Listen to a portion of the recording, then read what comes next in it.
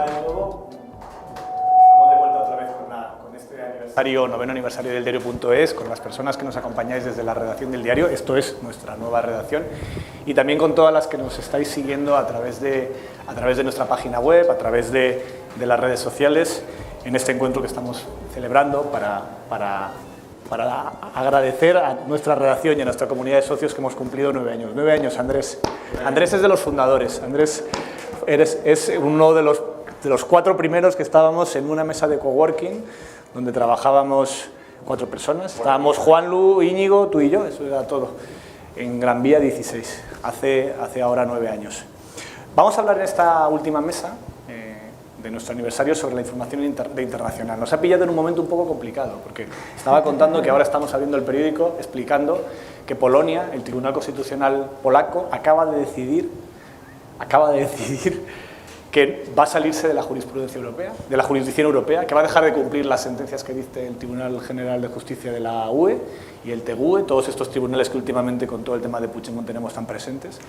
La noticia la firma Andrés, que es nuestro corresponsal en Bruselas ahora, después de haber sido nuestro redactor jefe, y que ahora está desde allí contándonos información local desde Bruselas, porque en el fondo...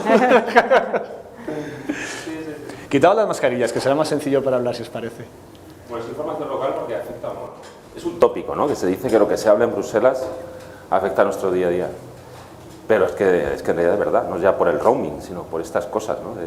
Que de repente Puigdemont es eurodiputado cuando parecía que no podía ni presentarse a las elecciones, o que hay que acabar con el plástico de un solo uso, ¿no? Y estamos con botellas de cristal. Es todo alucinante en realidad. También nos acompaña María Ramírez, que es su directora del diario.es, la máxima responsable de la información internacional del diario. Lleva con nosotros ya unos cuantos años, primero fue directora de estrategia y ahora se ocupa de mejorar nuestra sección de internacional, que es una sección que empezó sin existir directamente. Hace 9 años no teníamos información de internacional. En nuestra disculpa diremos, ¿verdad, Andrés?, que en aquella época éramos 9 periodistas en toda la redacción, 12 personas en toda la empresa, que tampoco teníamos sección de cultura, tampoco teníamos sección de economía. Bueno, economía sí había una mini sección. La sección era sobrevivir cada día, ¿no? La sección era sobrevivir cada día. Ahora, yo creo que una de las claves del crecimiento del diario va a ser mejorar esta sección. Y hemos empezado a hacerlo, ¿verdad, María?, expandiéndonos por América Latina. Hemos empezado con un nuevo proyecto en Argentina, un periódico completo allí, con el que estamos ya trabajando y con el que además nos coordinamos para traer buena información de América Latina a España. Sí, desde luego ha sido una grandísima aportación a nuestro equipo y si nos leéis, que espero que sí, pues notaréis que en los últimos meses estamos publicando más historias en profundidad, reportajes, entrevistas de América Latina y de Argentina, por supuesto.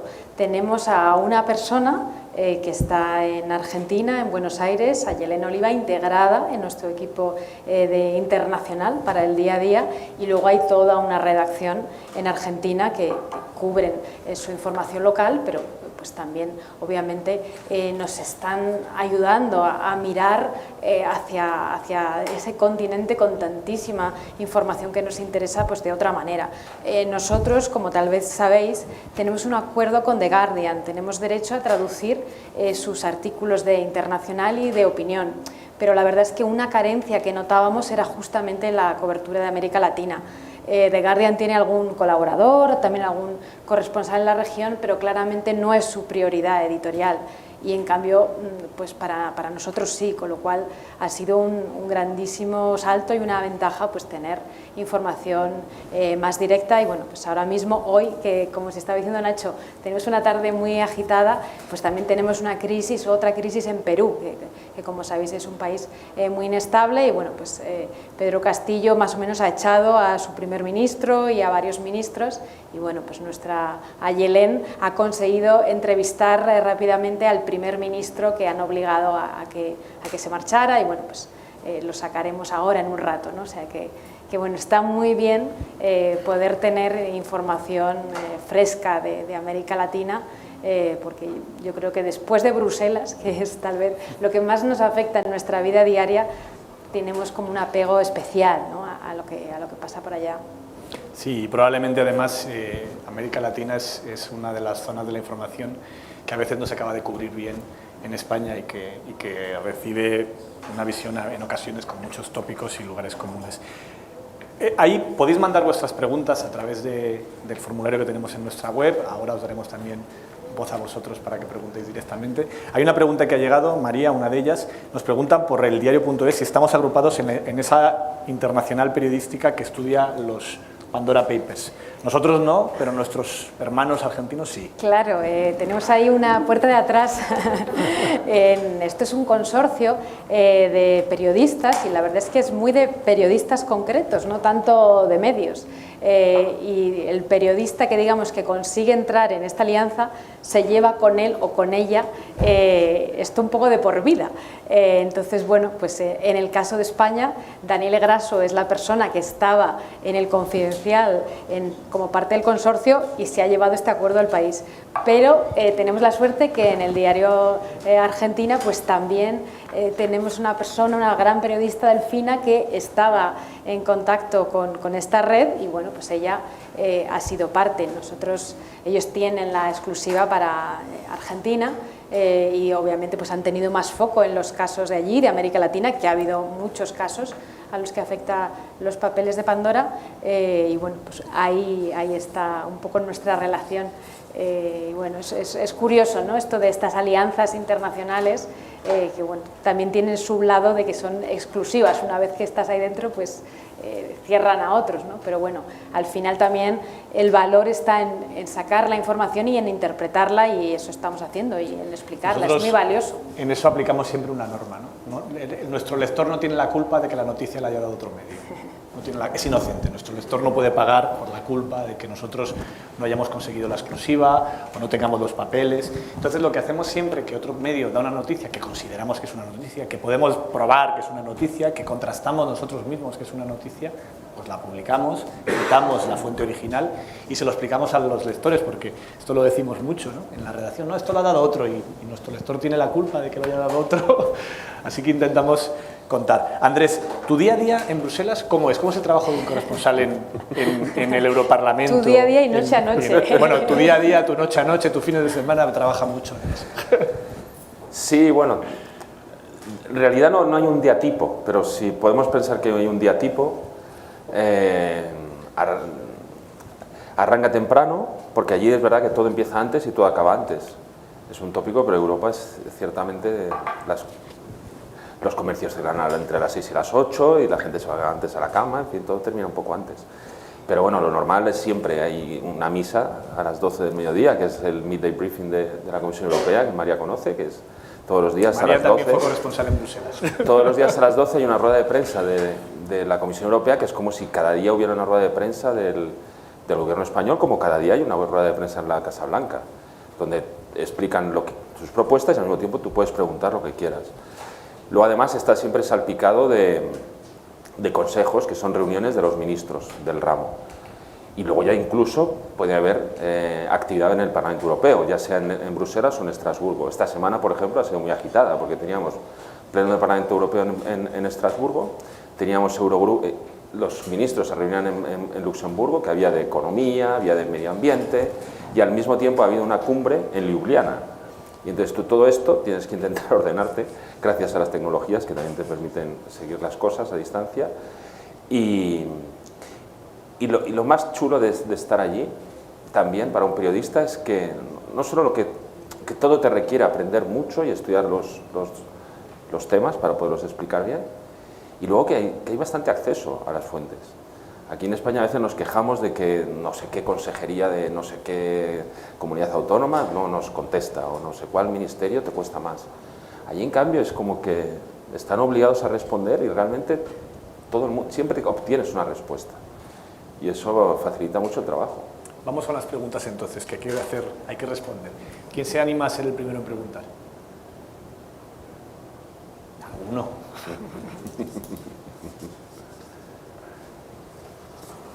Aquí.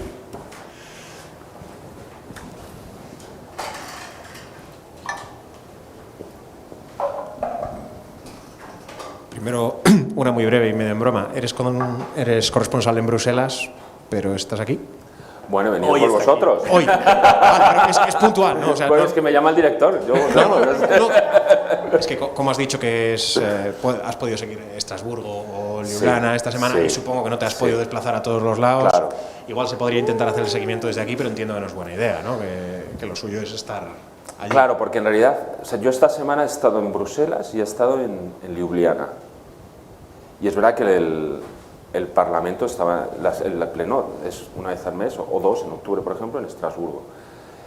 La ventaja de seguirlo, aunque estés a distancia, es primero que te sabes dónde seguirlo, sabes las herramientas para hacerlo, conoces a la gente a la que preguntar, conoces los temas de los que hablan, porque al final es todo un proceso legislativo que puede arrancar en el Parlamento, en la Comisión, que luego los ministros y después los líderes terminan ratificando, y al final están hablando de cosas que tienen un principio y un continuo y un final.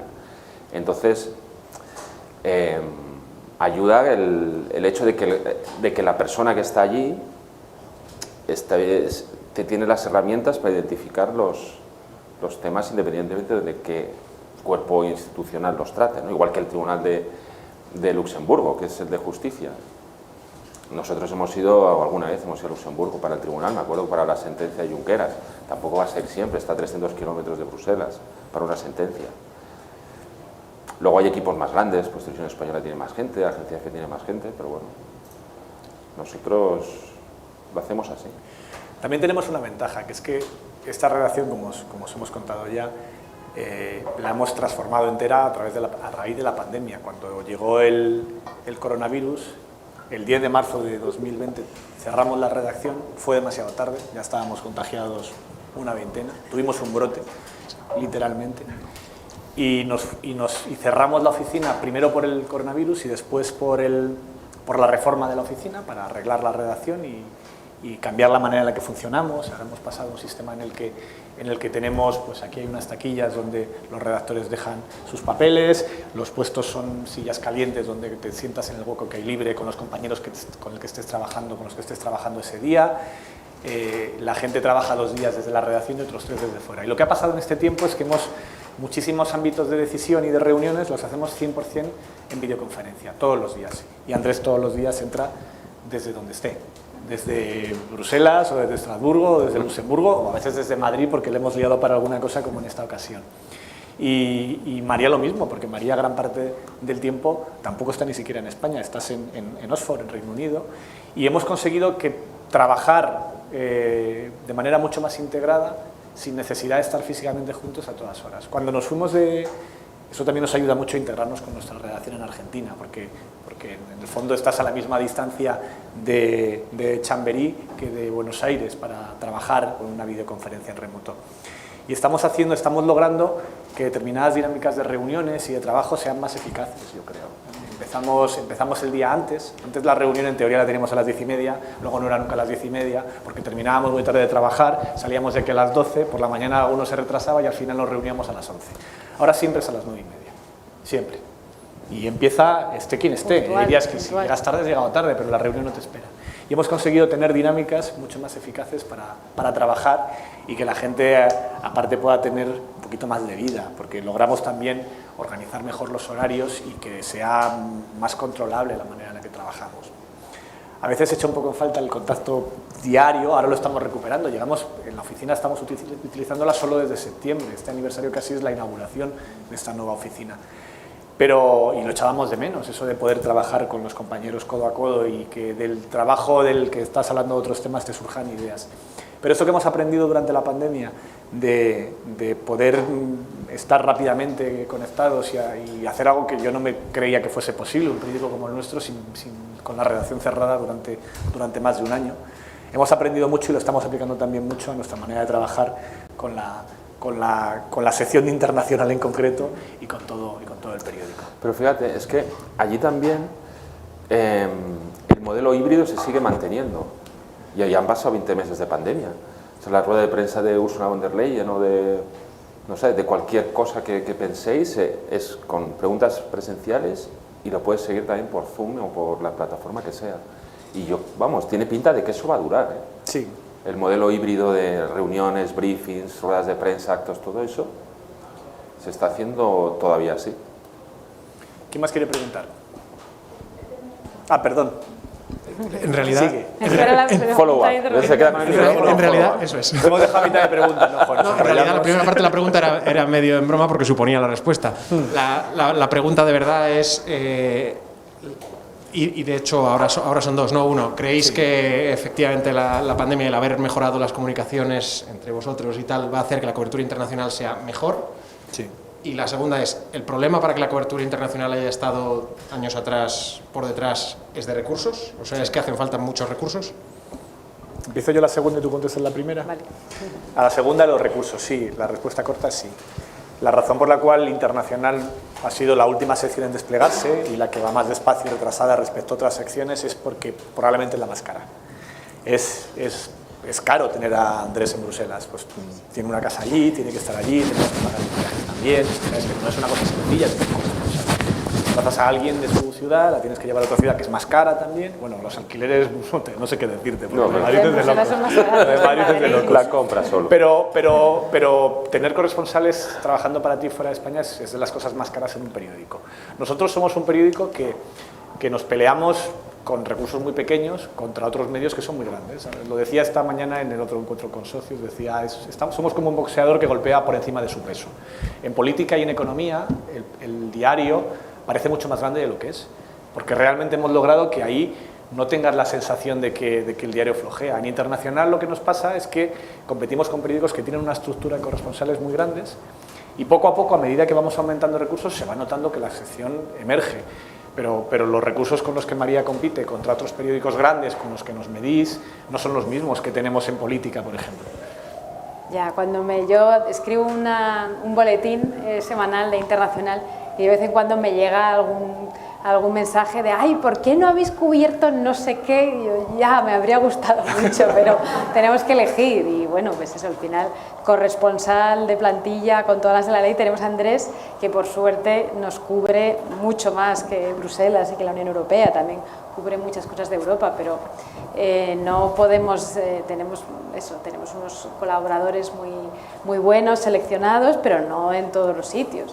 Y desde luego lo que preferimos es hacer apuestas, ya que no podemos cubrir todo el mundo y que no tenemos un gran despliegue de colaboradores corresponsales, pues por lo menos elegir lo que hacemos y hacerlo bien, ¿no? Y sobre tu primera pregunta de si facilita las cosas estar más conectados, desde luego, porque el mundo entero, ¿no?, se ha acostumbrado a que puedas hacer todo el trabajo por Telegram, por Meet, por Zoom, y por ejemplo una cosa concreta en la que se nota muchísimo es en las entrevistas. Antes, pues bueno, sí, a lo mejor convencías a alguien para que te diera una entrevista por Skype, que es lo que se hacía más antes, ¿no? Pero era raro, ahora es lo normal, o sea, nadie ni pestañea, ¿no?, si le pides una entrevista y propones que sea por Zoom, por Meet. De hecho, la mayoría de la gente pues lo prefiere, ¿no? O sea, es como un estándar que nos ha ayudado mucho. Que, bueno, y luego ha habido una parte que también pues todo el mundo tenía más tiempo, creo que todo el mundo también ha tomado conciencia de la conexión global, porque al final pues la pandemia ha sido una demostración de esto, ¿no?, y tenía también como más interés por tal vez hablar con otros medios de otros sitios. Yo diría que nos ha ayudado, sí. ¿Más preguntas? ¿Os asusta el temario que sea internacional?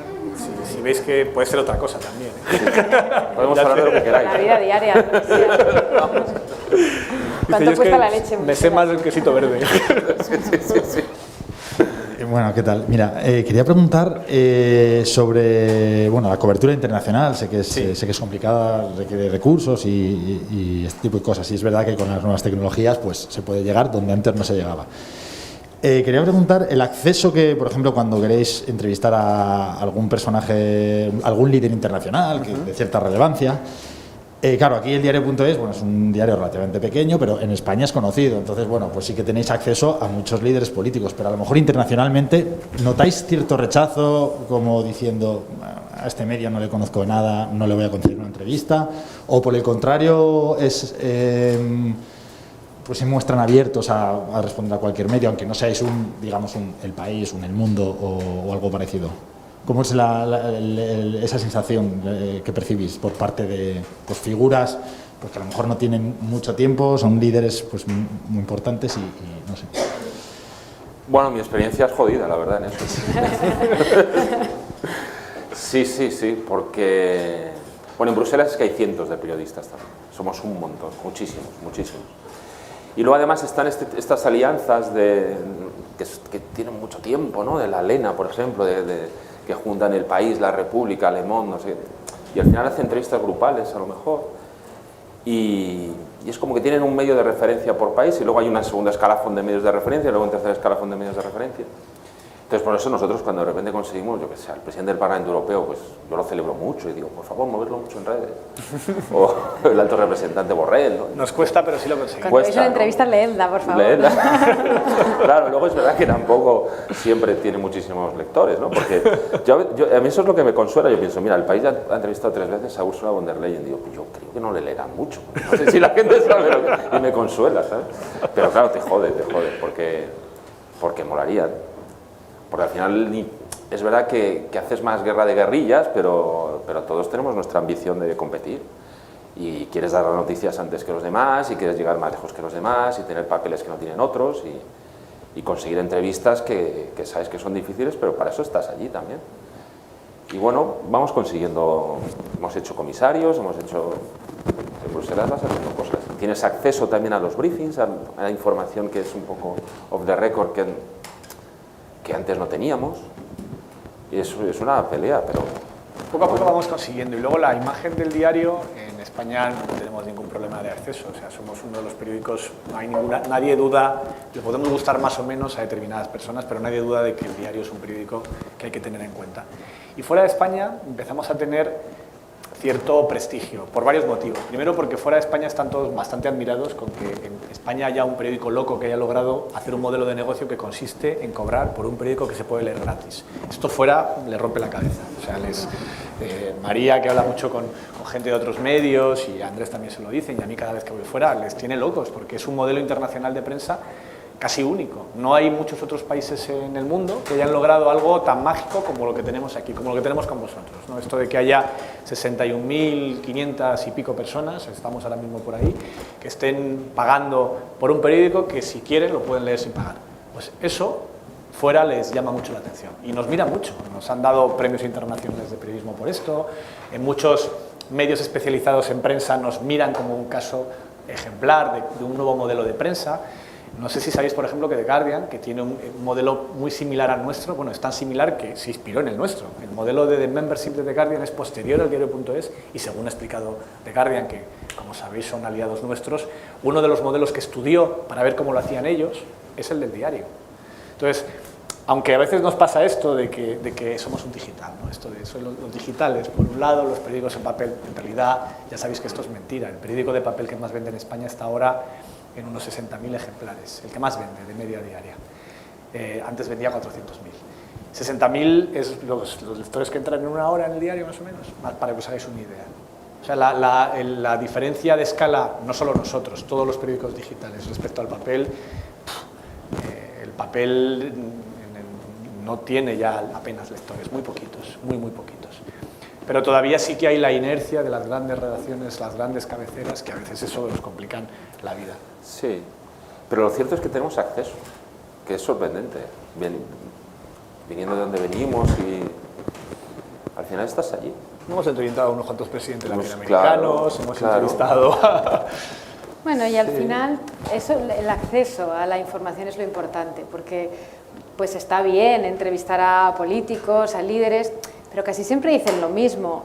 Y es sobre todo cuando son presidentes es difícil rascar algo muy original. Bueno, puedes sacarles un titular que tenga algo que ver con España. Yo trabajé muchos años para El Mundo y estaba un poco, pues eso, en ese, digamos, en esa liga un poco del acceso a todas las entrevistas con los presidentes, y la verdad es que no siempre eran tan interesantes. O sea, en cambio, a veces alguien un poco más lateral, que no necesariamente es un presidente o una presidenta, pues te puede contar algo más. Y sobre todo eso, estar en el briefing, tener la fuente de el que realmente te cuenta, el diplomático, el embajador holandés en Bruselas, eso es una mina, eso es una mina. El malísimo, los malísimos holandeses. O sea, al final eso es lo que realmente cuenta. Bueno, sí, te hace gracia estar en las entrevistas y a veces sacas algo, pero estar ahí, que te cuenten qué pasa de verdad, y bueno, pues Sí, eso ahí es ejemplo. ahí sí estamos, sí. Más preguntas, ¿quién se anima?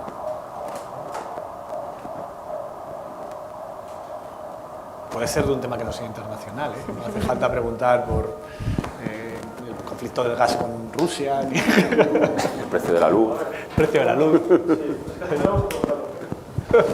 ¿Eh?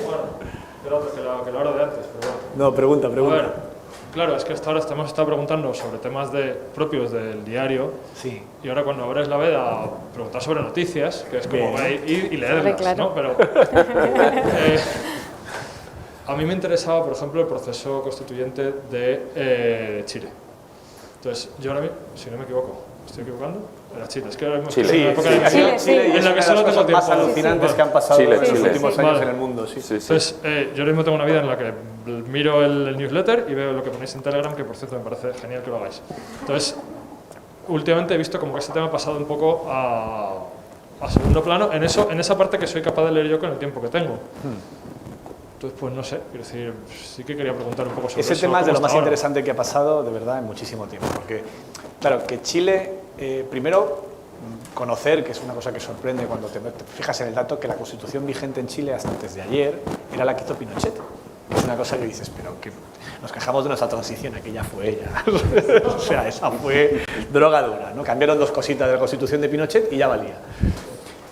Pero luego después les pasa lo siguiente, que es Chile es probablemente, y por las mismas razones que España, por el origen de la dictadura, es el país más desigual o uno de los más desiguales de América Latina. Ha generado unas clases medias, pero ha generado todas las élites del país viven en 2 o 3 barrios.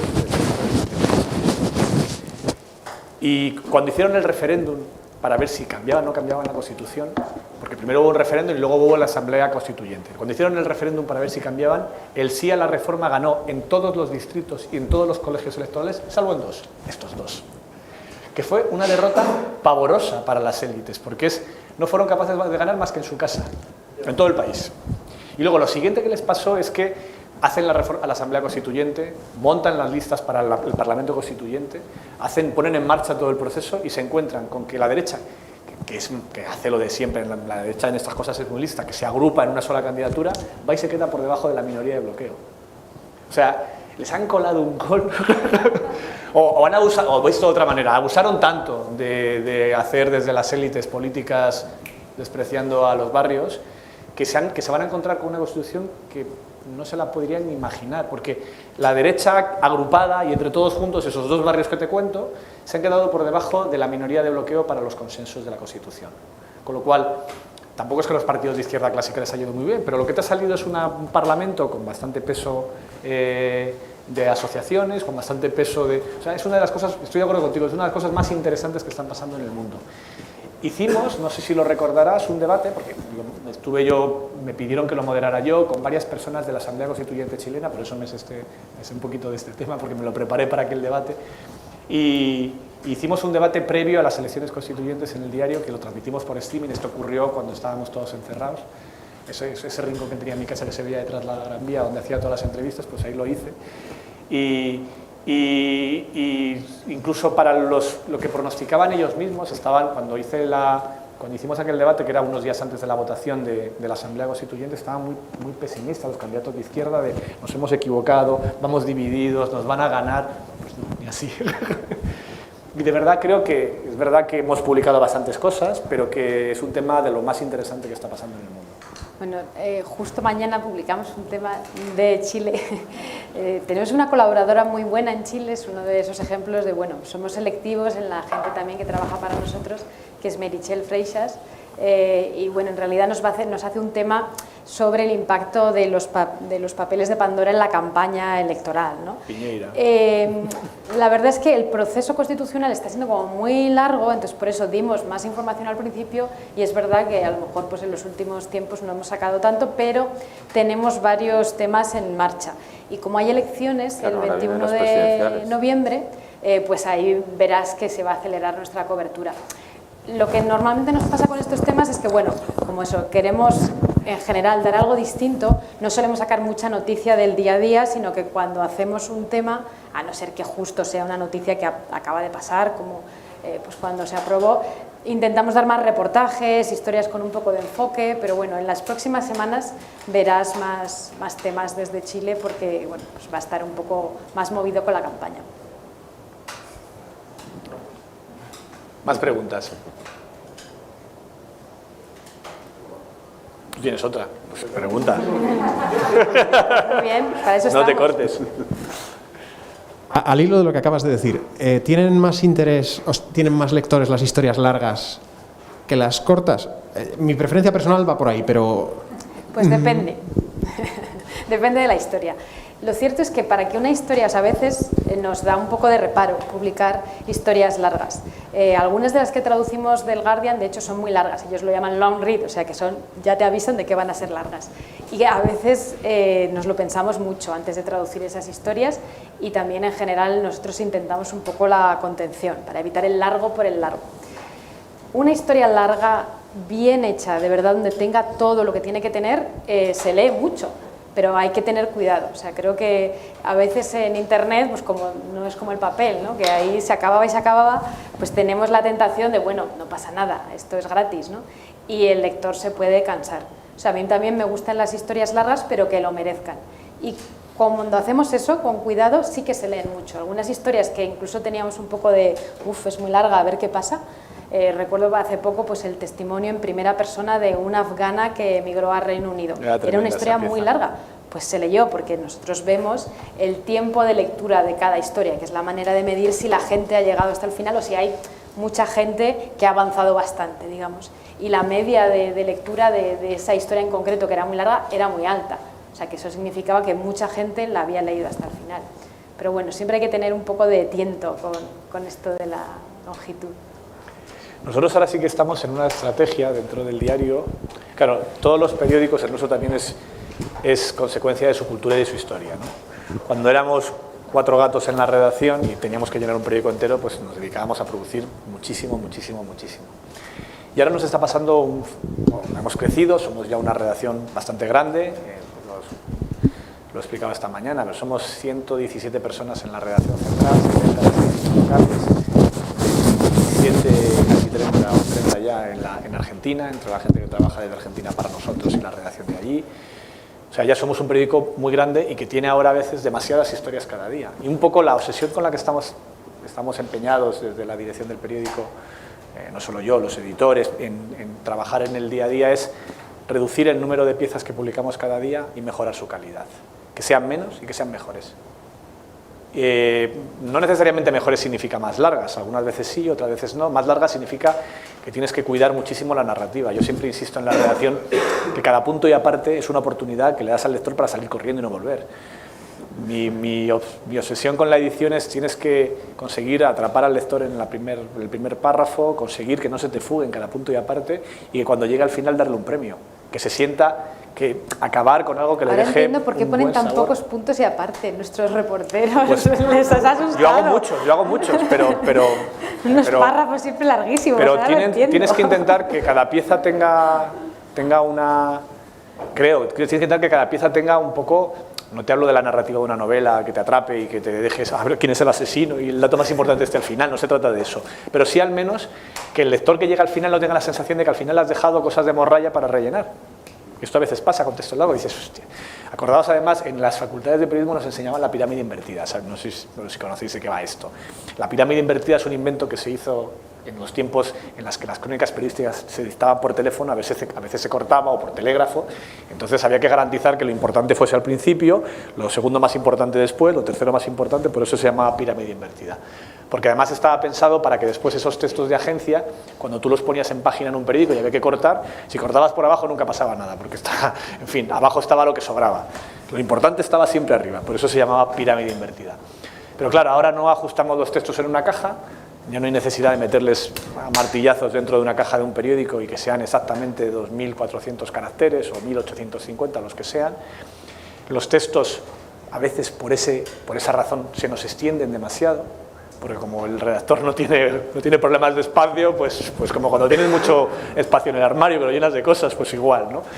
Y uno de los retos que tenemos, no solo nosotros, todos los periódicos, es ahora que no estamos obligados en el corsé del tamaño de una columna. Si te das cuenta, el tamaño de una pieza periodística está condicionada por el ancho de mi brazo, que es el ancho de un periódico extendido, y ahí caben tantos caracteres. Entonces, a partir de ahí diseñamos unas columnas y por eso la apertura son 2200 y los textos breves son 400, lo que sea, ¿no? Esto es una cosa bastante anómala, esta extensión no tiene nada que ver con la atención de la gente o con el interés de una noticia. Pero claro, al mismo tiempo, si no tienes un límite, muchos redactores o muchos periodistas tienden a veces a enrollarse demasiado. O sea, yo creo que las historias largas funcionan si están bien contadas, si no, no tortures al lector innecesariamente. ¿Alguna otra pregunta por aquí? Una aquí. Es un tema, volviendo a lo que comentabais de las alianzas, la que tenéis con The Guardian y la otra que comentabas en Bruselas, que se juntaban muchos periódicos, distintas cabeceras y tal. No sé si os habéis planteado, existen a lo mejor diarios similares al diario.es en otros países de Europa o del mundo, que pueda ser interesante tener experiencias compartidas y que pueda haber algún tipo de alianza con diarios Sí los similares. hay y tenemos mucha relación con ellos en América Latina. Hay muchos periódicos digitales en América Latina que se parecen mucho a nosotros. Suelen ser, como nosotros, una iniciativa de periodistas que se han puesto a montar su propia redacción, su propia casa, su propia empresa, como hicimos nosotros hace 9 años. Pues tenemos Animal Político en México, tenemos El Faro en El Salvador, tenemos La Silla Vacía en Colombia, tenemos Redacción en Argentina, hay un montón de proyectos con los que tenemos bastante relación. Organizamos, vamos a hacer la segunda dentro de poco, un encuentro iberoamericano de periodismo en el que traemos, la primera vez que lo hicimos, físicamente nos trajimos a la redacción de Madrid, a esta redacción, a un montón de periodistas de otros medios latinoamericanos con los que trabajamos. Casi todos ellos suelen ser medios más pequeños que nosotros. Se parecen a lo que éramos nosotros cuando empezamos, porque nosotros hemos tenido más suerte que ellos a la hora de encontrar un modelo económico que nos permita crecer. Suelen ser redacciones más pequeñas, pero sí que tenemos muchos acuerdos con ellos y habréis leído en la sección de Internacional noticias de algunos de estos medios, porque constantemente estamos cambiando cromos. Ellos les dejamos usar piezas nuestras, nos dejan usar artículos suyos y sí que lo exploramos. Pero casi todos son medios interesantísimos. Hoy ha estado aquí, por ejemplo, el director del diario del Faro del Salvador, Carlos Dada, que es un tipo estupendo que está pasando literalmente una persecución política en su país terrible. Leed la entrevista con él, que vamos a favor. publicar con él. Y es un tipo de 10 con El Faro, es un periódico de investigación del Salvador que tiene muchísimos años ya, tiene más años que nosotros, creo que tenía casi 20 años, Sí. ¿no?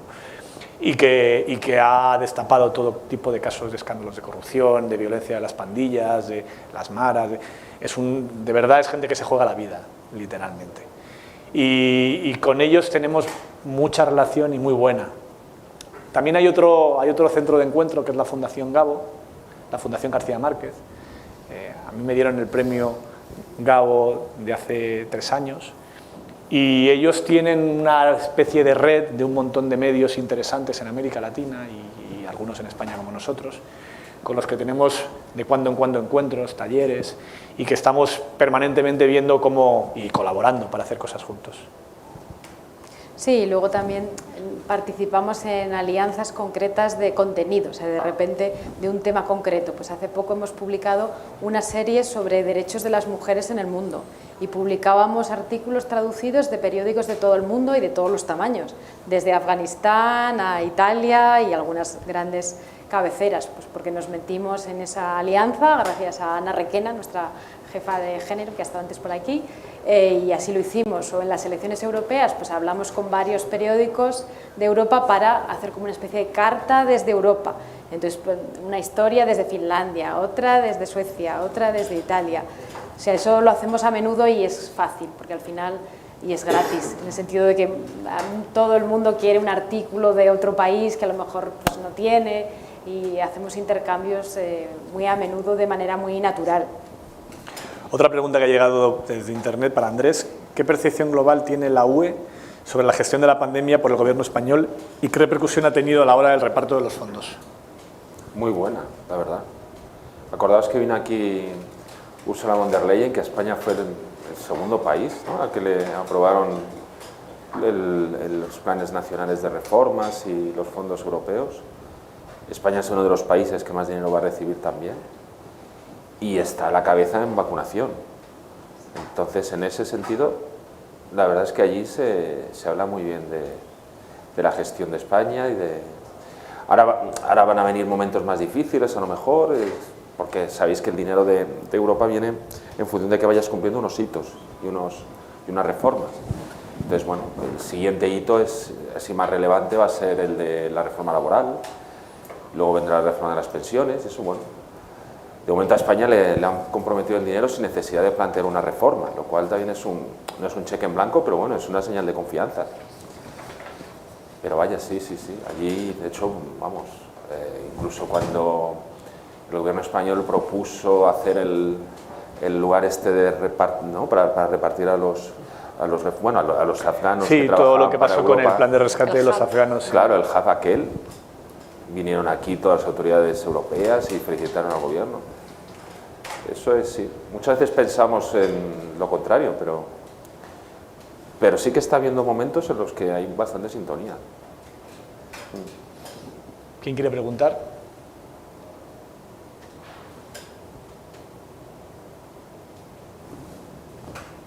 ¿Nadie?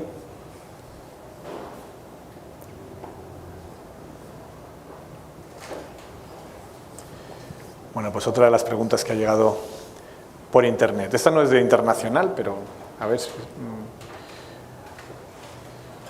Pregunta, esta me la preguntan a mí. ¿Cómo podríamos atraer a las mentes y corazones más brillantes de España a la política? ¿No te parece que cualquier persona con 2 dedos de frente saldría corriendo? Sí. Respuesta corta es sí. Es un tema preocupante porque exigimos a la política mucho. Y de entrada, lo que recibe la gente que se dedica a la política hay 2 opciones. Si estás en la política por un interés personal, pues puedes recibir muchas cosas. Pero si estás por un interés de servicio público, lo más probable es que vayas allí a sufrir. Nosotros conocemos, tratamos, hablamos con muchos políticos y hay de todo tipo. Los hay también a los que les mueve el ego, una necesidad de reconocimiento, pero también los hay que realmente se creen lo que hacen, lo hacen con una voluntad de servicio público y cada 2 por 3 todos fantasean con la idea de dejarlo. No me atrevo a decir los nombres porque estos son de las cosas que se cuentan en off the record, pero muchos de los políticos más relevantes sufren con lo que viven en el día a día. Porque es muy difícil discriminar, hay un discurso antipolítica total, hay una manera de ver la política, no en España, en todo el mundo está pasando este fenómeno de desprecio por la política y de pensamiento ¿no? A mí me repugna la expresión clase política porque no existe, ¿no? Hay de todo ahí dentro y igualar es una manera de hacer una injusticia muchas veces en una calificación despectiva, ¿no?